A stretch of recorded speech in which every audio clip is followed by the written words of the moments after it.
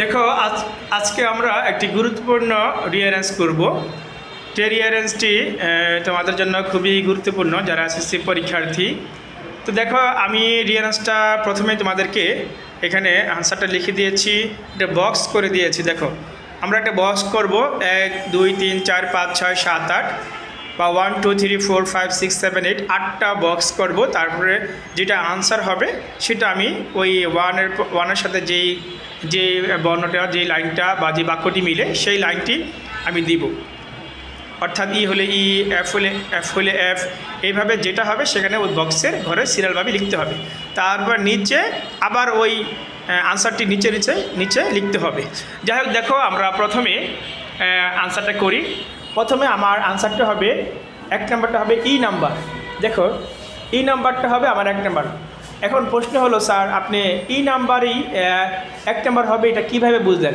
আমি আগেই বলেছি যে যদি বাক্যে দেখো যে once upon a time there lived a king, once upon a time there lived a king, once upon a time king, অথবা have you heard the name of Kazi Nazrul Islam, have you heard the name of Rabindranath Thakur, you have heard the name of Rabindranath Thakur, এরকম যদি কোনো বাক্য থাকে তাহলে সেই বাক্যটি আমাদের 1 নম্বর হবে। তো যেহেতু এখানে ওয়ান্স আপন এ টাইম আছে, সেহেতু আমরা এই বাক্যটি প্রথম হবে, এটা আমাদের কাছে clear. Once upon a time King Lear was ruling Great Britain. Once upon a time, এক সময়ে, কিং লিয়ার, রাজা লিয়ার, ওয়াজ রুলিং, এটা পাস্ট কন্টিনিউয়াস টেন্স। এক সময় রাজা লিয়ার ওয়াজ রুলিং, শাসন করতেছিলেন, গ্রেট ব্রিটেন শাসন করতেছিলেন। দেখো তাহলে এই বাক্যটি হলো, আমি অর্থ সহ বুঝবো। রুল মানে শাসন করা, ওয়াজ রুলিং শাসন করছিলেন বা করতেছিলেন, পাস্ট কন্টিনিউয়াস টেন্স। তার মানে অর্থটা আমি বুঝবো, তাহলে আমার জন্য আনসার করা সহজ হবে। নাম্বার 2 হলো এইচ কি, যে একজন রাজা ছিলেন যিনি ব্রিটেন শাসন করতেছিলেন। এখন হি হ্যাড 3 ডটার্স, তার ছিল 3টি কন্যা। রাজার সে শাসন করতেছিল এবং তার 3টা কন্যা ছিল। এটা হলো আমাদের 8 নাম্বারের আনসার, ঠিক আছে। আর এই গল্পটা আমরা সবাই জানি যে এক রাজার 3টে কন্যা ছিল, তারপর 3টা কন্যা রাজাকে কীরকম ভালোবাসে। এটা আমরা ক্লাস 3-র একটা বাচ্চাদের বাংলা একটা গল্প কিন্তু আমরা পড়েছি, ঠিক না? তো দেখো সেই গল্পটার মধ্যে এখানে ইংলিশে দেওয়া হয়েছে।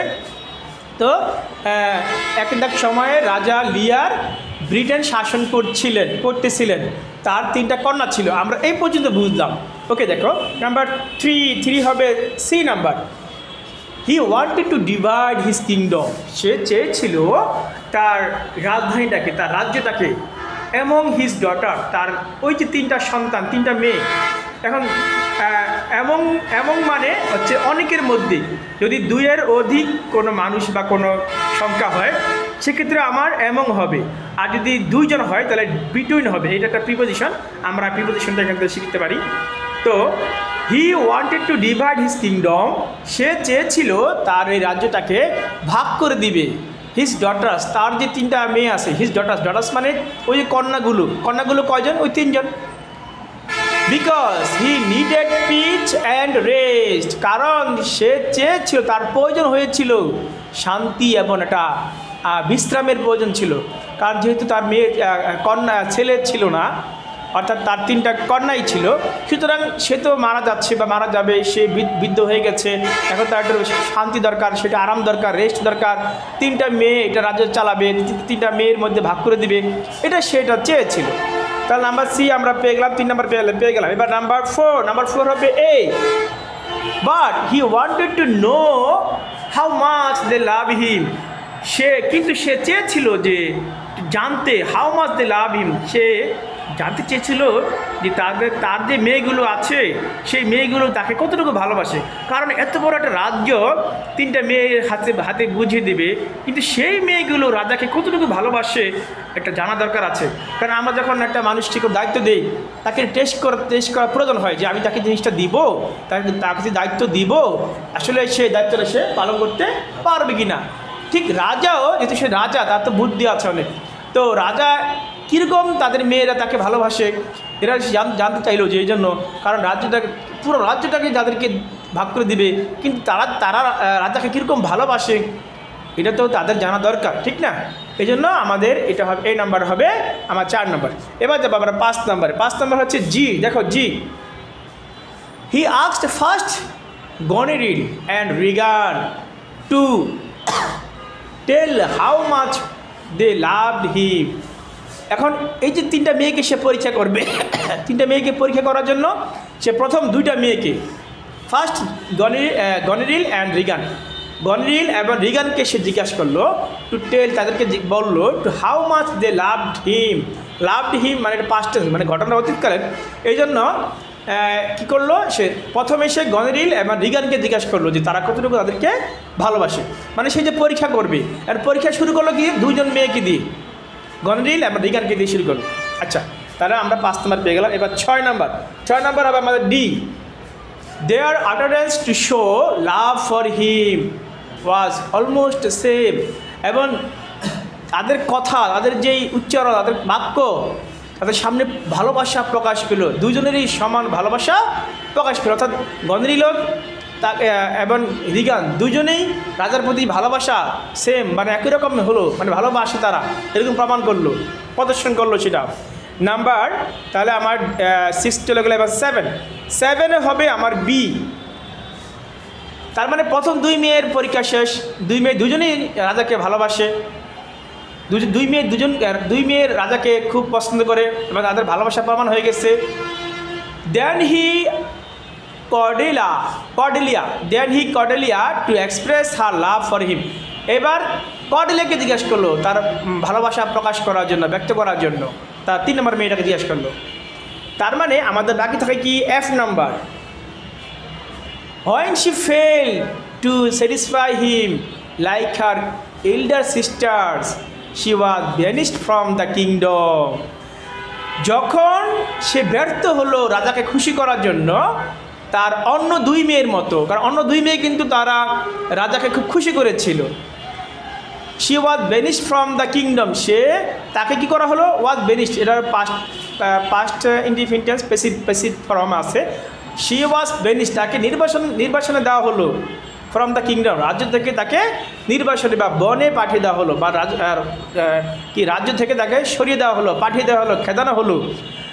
তার মানে আমরা এখানে এই 8টা বাক্য থেকে আমরা এটাই বুঝি, এবং এই গল্পটা আমরা ক্লাস 3 থেকেই তোমরা পড়েছ যে এক রাজা 3টা মেয়ে ছিল। তো রাজা তার 3টা মেয়েকে রাজ্য বুঝিয়ে দেবে। এখন 3টা মেয়ে রাজাকে কতটুকু ভালোবাসে এটা জানার জন্য 3 মেয়েকে সামনে আনা হলো। তো প্রথম মেয়ে বলল, আমি তোমাকে চিনির মতো ভালোবাসি। আরেক মেয়ে বলল, আমি তোমাকে মিষ্টির মতো ভালোবাসি। আর ছোটো মেয়েটা দেখ, সেই বলল যে আমি তোমাকে নুনের মতো বা লবণের মতো ভালোবাসি। এই কথা শোনার পরে ছোট মেয়েকে রাজ্য থেকে বের করে দিল, বনে পাঠিয়ে দিল। পরে আমরা জানি যে রাজা খুব রাগ করে মেয়েকে বনে পাঠিয়ে দিল। এই মেয়েটা, ছোটো মেয়েটা তখন বনের মধ্যে ঘুরতেছিল। বনের মধ্যে সে বনে যখন ছিল তখন পরীরা, বিভিন্ন পাখিরা তাকে ফল এনে দিল, সেগুলো সে খেলো, এবং সে একটা ছোট্ট কুটিরের মধ্যে সেই বনের মধ্যে থাকতে লাগলো। তো একদিন রাজা যখন ওই বনে শিকার করার জন্য গেল, যাওয়ার পরে তার খুব খিদা লাগলো। এখন খিদা লাগার পরে যে সে বলল যে আমার কিছু খাবার প্রয়োজন। তখন ওই দেখলো যে ওই এখানে একটা ছোট্ট কুটির আছে, সেই কুটিরে যে বলল যে ওই মেয়েটাকে বলল যে আমাদের রাজা এসেছে, রাজার জন্য কিছু খাবার ব্যবস্থা করেন। তখন ওই মেয়েটা অনেক খাবার রান্না করলো, কিন্তু দেখা যাচ্ছে যে কোনোটার মধ্যে কি লবণ দেয়নি। পরে দেখা গেল যে রাজা যখন খাইলো তখন বলল যে খাবার একটু স্বাদ লাগেনি, কে রান্না করেছে, লবণ ছাড়া ভালো লাগে কোনো কিছু? তখন মেয়েটা রাজার সামনে আসলো, এবার মেয়েটা বলল, বাবা আমি আপনার ছোট মেয়ে, যাকে আপনি নুনের কথা বা লবণের কথা বলেছিলাম বলে আপনি আমাকে বের করে দিয়েছিলেন। লবণ ছাড়া কোনো কিছুরই, কোনো খাবারই স্বাদ লাগে না। আপনার দুই মেয়ে মিষ্টি বা চিনির কথা বলেছিল, কিন্তু আমি আপনাকে লবণের কথা বলেছিলাম বলে আপনি আমাকে ভুল বুঝেছিলেন। ঠিক রাজা তখন তার এই ভুল বুঝতে পারলো এবং ছোট মেয়েকে আবার রাজ্যে ফিরে নিল। তো এই হলো মোটামুটি মূল গল্পটা।